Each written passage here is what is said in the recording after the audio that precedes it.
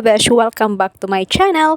For today's video, mag-upcycle taog clothes and mag-recycle taog mga plastics. Like plastic bags or sandbags sa grocery ng inyong nagamit.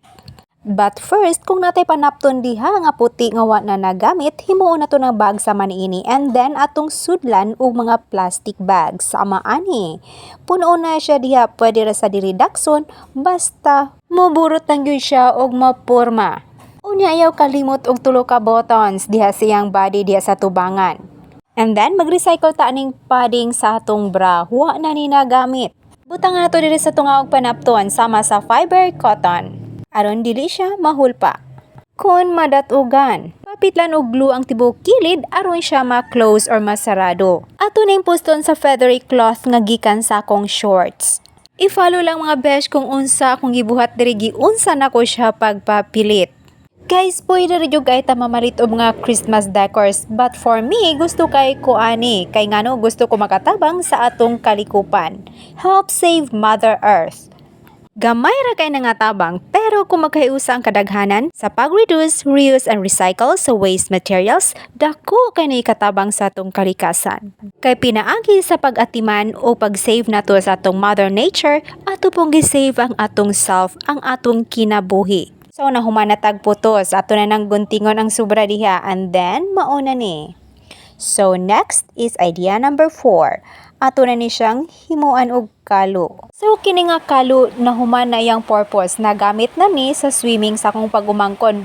Pero di na ni siya magamit karon, so ato ni himuon nga kalo ni Olaf or snowman.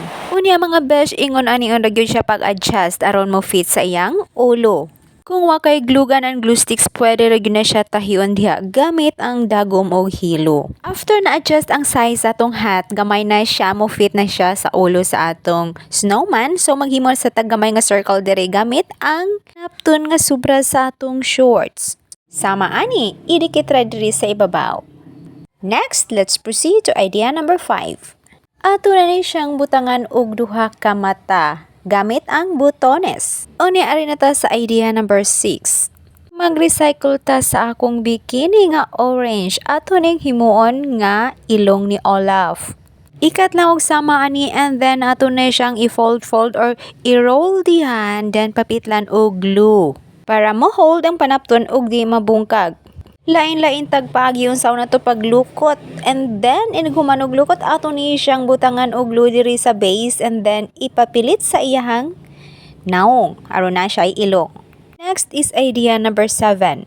Magkuha lang tagpanapton or kini akong gigamit kay kanang bitong garter nga lingin nga nipis, akong gikat and then maura to ipapilit as mouth. Idea number 8. Ato na ning itaod ang iyang ulo atong i-connect sa iyang body. So, anaradaghan mo to pagbutang og glue aron sulit kaayo nga pilit dikit gyud kaayo. But kung taas-taas patag time, pwede ra gyud nato tahion. Next, let's proceed to idea number 9. Mag-recycle na sa ta or mag-upcycle ta og daan nga panapton gikan sa kong blouse. Sobra sad ni sa himo na kong decors. So all we need here is ang collar. Atong ibutang diri sa iyang liugan. Parang na-side design. So see, sayon ra kaayo no. Next, let's proceed to idea number 10. Shortcut na ta. Magkuha lang tag duha ka sanga sa bayabas and then himo na tong kamot ni Olaf. Sama ani. And last but not the least, maghimo ta og tiil. Magunting lang tag duha ka panapton nga curve sama ana and then atong ipapilit sa ilawom sa iyahang lawas sama ani. So, human na gyud ang atong Olaf or snowman.